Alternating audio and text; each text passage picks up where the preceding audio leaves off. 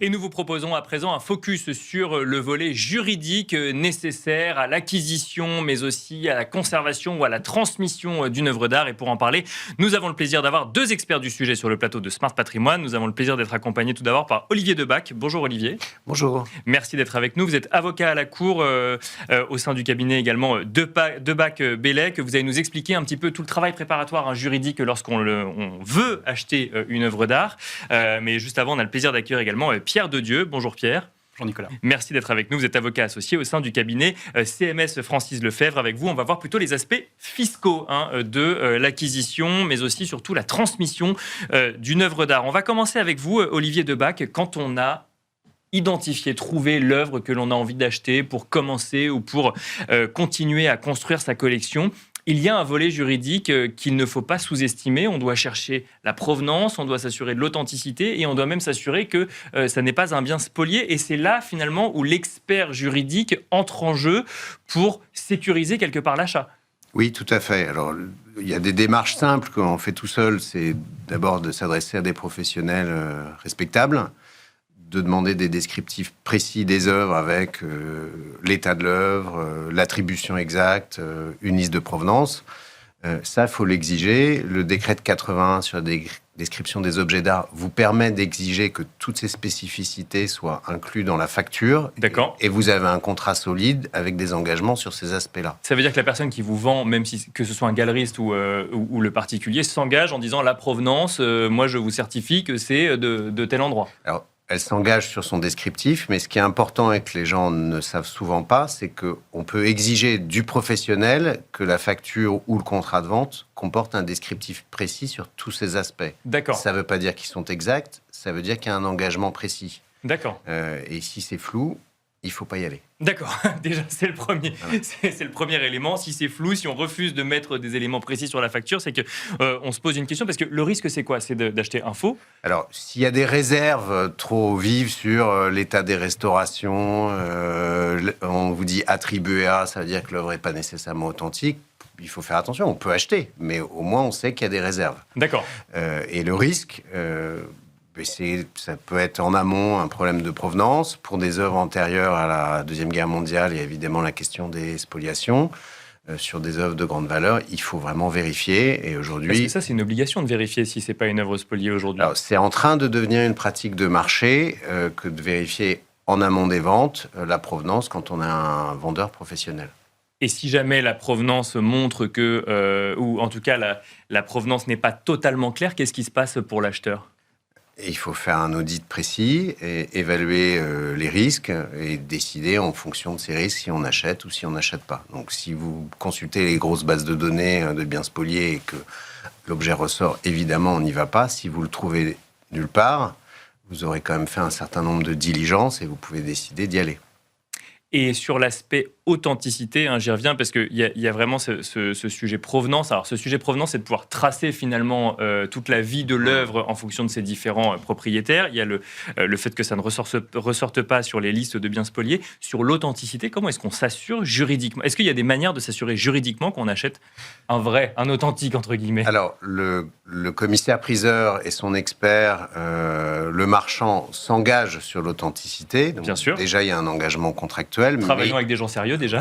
Pour commencer. Et ensuite, il faut faire des vérifications. Alors, pour les œuvres d'artistes vivants ou de l'art moderne, on essaie d'obtenir un certificat d'authenticité du comité de l'artiste, de la succession, etc., qui sont vraiment le sésame, aujourd'hui, que beaucoup exigent. D'accord, donc ça permet effectivement de clarifier un petit peu. Vous, quand vous accompagnez des clients sur tous ces aspects-là, c'est des démarches qui sont simples ou au contraire, parfois, ça peut venir complexifier une acquisition ? Alors, ce ne sont pas des démarches extrêmement compliquées, il faut juste faire des due diligence et vérifier que pour l'authenticité, pour la provenance, on a les justificatifs qui vont bien. Et si on ne les a pas, faire des démarches complémentaires, consulter un expert, aller faire des recherches. Dans les bonnes maisons, elles sont faites en amont. Et le mieux, pour vendre en tout cas, c'est de faire tout ça en amont pour que l'acheteur potentiel soit sécurisé et il ait une documentation à disposition le cas échéant. Parce que ce qui est important d'avoir en tête, c'est que ce qu'on évoque là, c'est un sujet quand on est acheteur, mais si jamais on veut revendre l'œuvre demain, on sera face aux mêmes problématiques de transparence vis-à-vis du futur acheteur. Alors, le sujet est vraiment intéressant parce que nous, ce qu'on dit à nos clients acheteurs, c'est demander en amont de l'achat toute la documentation disponible et gardez-la soigneusement pour la revente, parce que ça va avoir un impact quand vous voudrez revendre. On va vous faire ces mêmes diligences, donc vous aurez les documents disponibles et les vérifications seront hyper simples. Et vous verrez tout à l'heure aussi qu'avoir ces justificatifs a un impact fiscal très favorable. Donc oui, il faut vraiment constituer un dossier et le garder œuvre par œuvre soigneusement. Pierre de Dieu, fiscalement, quand on veut acheter une œuvre d'art, est-ce qu'on doit, dès le début, anticiper les aspects fiscaux de la détention de cette future œuvre d'art ? Ce n'est pas une nécessité absolue, mais c'est préférable, surtout quand on atteint un certain volume de collection. Donc, une fois que les démarches préalables à l'achat ont été faites avec mon confrère, eh bien, c'est bien de se poser la question du cadre de cette acquisition. Est-ce que le contribuable, en tout cas la personne, va acheter dans un esprit de collectionneur avec la volonté de pérenniser sa collection, ou est-ce qu'il va être animé d'une intention spéculative et de la recherche de profit à la revente ? D'accord. Parfois, ça peut être les deux et c'est là que c'est le plus compliqué. Pourquoi ? Qu'est-ce que ça change concrètement ? C'est fiscalement que c'est pas interprété de la même manière ? Le régime n'est pas du tout le même. Et donc, lorsqu'on est, par exemple, investisseur à titre individuel avec ses fonds personnels, si vous avez une démarche de collectionneur, on sait qu'il n'y a pas déjà d'ISF, donc c'est plutôt intéressant. Mais à la revente, eh bien, il y a un régime qui est normalement la taxe forfaitaire sur les œuvres d'art de 6,5% de la valeur du bien. Quand on n'est pas en capacité de justifier la date et l'origine de l'acquisition. D'où l'intérêt des recherches en amont, bien sûr. C'était ce à quoi faisait référence mon confrère. Et alternativement, on peut opter pour le régime de droit commun sur les plus-values sur biens meubles qui procure une exonération progressive et qui est atteinte après 22 ans de détention, encore une fois, dûment justifiée. D'accord. Alors là, pour être très clair, c'est en gros, si je caricature, si vous avez tous les éléments qui permettent de certifier l'authenticité, la provenance, vous pouvez du coup prétendre à une fiscalité plus précise sur votre œuvre et donc cette exonération au bout de 22 ans de détention. Si c'est un tout petit peu flou, globalement, c'est les 6,5% qui s'appliquent sur la valeur de vente, c'est ça ? C'est exactement ça, et avec le piège que si vous commencez à manifester une activité de revente qui devient un peu trop importante, il y a le risque que l'administration puisse requalifier l'activité de collectionneur comme une activité commerciale d'acheteur-revendeur. Donc de galeriste, de professionnel ? Et pour cela, il suffit d'avoir une activité habituelle, caractérisée à deux ventes, et une intention spéculative au moment de l'achat. Et c'est ça qui est très compliqué et très discutable. C'est est-ce que les agissements de la personne, les modalités d'acquisition, l'expertise, le fait qu'il s'accompagne d'un professionnel et qu'il y a un partage de la plus-value sur sa démarche d'achat peuvent révéler une intention spéculative. Et si jamais l'administration rentre dans ce type de redressement, c'est un peu la catastrophe parce qu'il y a des textes très sévères avec 10 ans de prescription, donc on peut revenir 10 ans en arrière, des pénalités de 80%, possiblement du pénal automatique dans ce qu'on appelle une activité occulte.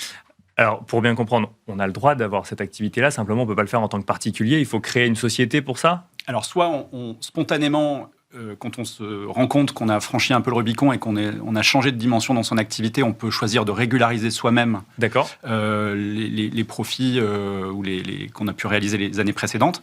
Et effectivement, à l'amont, on peut se dire que peut-être le véhicule le plus adapté, si on sait qu'on va avoir une démarche spéculative ou si on sait qu'on va l'avoir au moins sur un certain pôle d'œuvres alors que d'autres ont vocation à être plutôt affichés sur les murs, c'est de scinder et d'avoir des œuvres à titre personnel dans une démarche de collectionneur et des œuvres en société commerciale dans une activité achat-revente taxée à 25% et avec de la TVA. Alors, tous les professionnels de l'acquisition d'œuvres d'art disent qu'il ne faut pas voir ça comme un investissement, mais si jamais on a envie de faire un coup, entre guillemets, attention, puisque fiscalement, c'est regardé de très près par l'administration fiscale. C'est ce qu'il faut comprendre. Oui, c'est regardé dans les deux sens, puisque en fait, l'administration requalifie des collectionneurs en disant qu'ils sont en fait acheteurs-revendeurs avec une activité commerciale, et inversement, il arrive que des investisseurs qui souhaitent bénéficier de certains régimes fiscaux applicables en cas d'investissement dans des activités opérationnelles s'appuient sur une activité d'acheteur-revendeur réalisée en société pour dire « Regardez, je suis dans le cadre de ce régime » et l'administration vient leur dire dans ce cas-là « Non, votre activité est patrimoniale. D'accord. Et vous ne pouvez pas bénéficier de ce régime parce que vous n'avez pas tous les signes extérieurs de professionnalisation de cette activité d'achat-vente d'œuvres d'art. » Un mot des aspects transmission, quand on est un particulier, pour le coup, qu'on a une collection établie. Il y a une administration fiscale qui est de plus en plus équipée sur la valorisation du patrimoine aujourd'hui, Pierre de Dieu, et qui sait précisément, ou en tout cas de plus en plus précisément, à quoi correspond réellement la valeur vénale du patrimoine. Vous êtes bien renseigné parce qu'on se rend compte qu'effectivement, on a de plus en plus d'attaques. L'administration, en fait, s'estime en capacité désormais, sur la base notamment de plateformes, de bases de données sur les ventes publiques, de remettre en cause des valorisations d'experts sur les œuvres d'art. Et donc, on a des attaques frontales sur des requalifications, sur des donations ou des successions, et qui risquent de se faire de plus en plus présentes. On avait la crainte qu'avec l'introduction aussi de la taxation des holdings sur les œuvres d'art à 20%, heureusement, qui ont été enlevées en dernière minute, on ait ce type de discussion récurrente désormais sur la juste valorisation des œuvres d'art, qui est un exercice compliqué.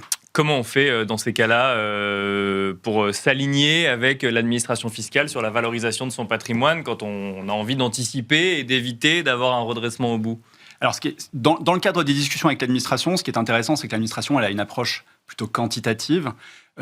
Elle raisonne un petit peu comme en matière immobilière. Nous, c'est des raisonnements auxquels nous sommes habitués. Donc, l'avocat fiscaliste va pouvoir s'opposer et contester les méthodes. Mais il est important de s'adjoindre aussi une dimension qualitative, esthétique, historique de l'œuvre d'art. Et là, c'est de ne pas être juste avec un fiscaliste, mais souvent accompagné d'un expert qui va apporter cette dimension que l'administration a plus de mal à évoquer dans ses redressements.